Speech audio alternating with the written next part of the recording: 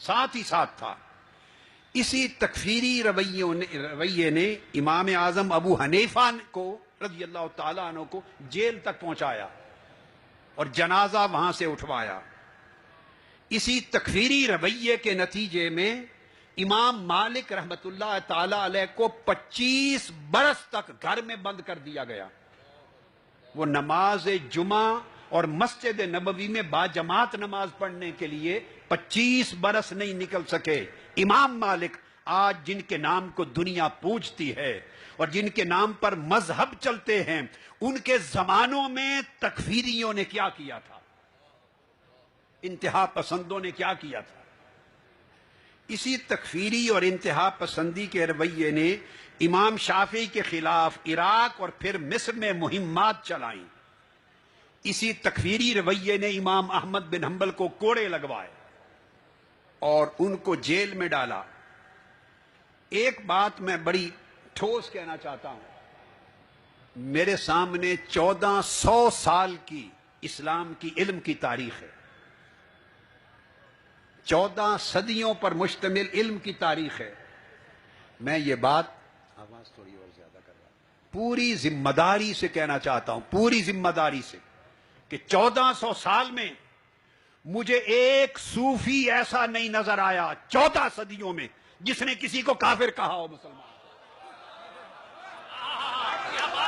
کسی صوفی نے تکفیر نہیں کی، کسی صوفی نے کسی کو واجب القتل نہیں کر دانا، کسی صوفی نے کسی کو خارج از اسلام نہیں کیا، کسی صوفی نے کسی کو مرتد مسلمان کو نہیں کہا۔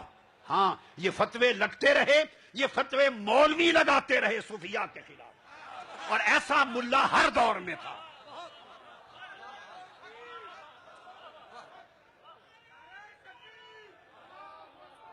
ایسے انتہا پسند ہر دور میں تھے مذہبی لوگ۔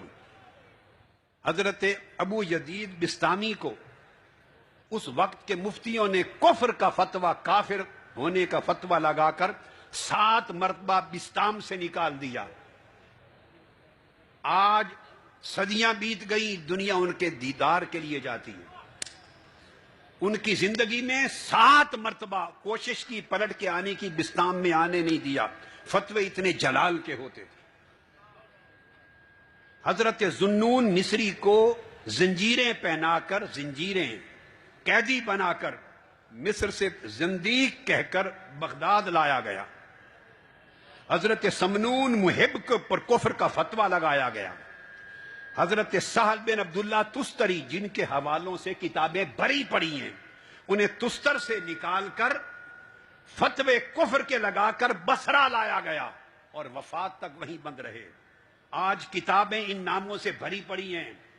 علم کا سفر طے نہیں ہوتا ان ناموں کے بغیر، سلوک اور معرفت کا تذکرہ نہیں ہوتا ان ناموں کے بغیر، اہل سنت کا کوئی تصور ذہنوں میں نہیں ابھرتا ان ناموں کے بغیر، اہل حق کا کوئی تشخص نہیں بنتا ان کے تذکروں کے بغیر۔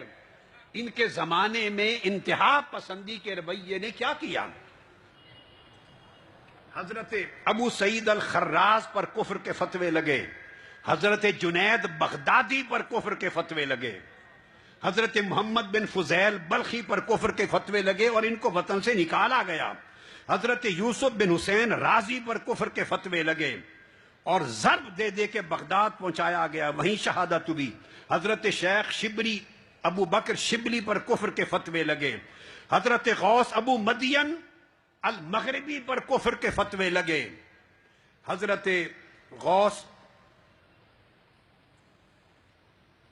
ابو مدین کے ساتھ حضرت پھر شیخ ابو الحسن الشاذلی پر کفر کے فتوے لگے اور ان کو نکال دیا گیا اپنی سرزمین سے۔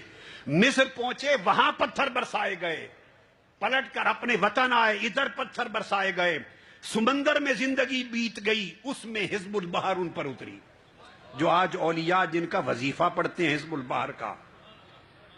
نہ تلمسان میں رہنے کی جگہ ان اولیاء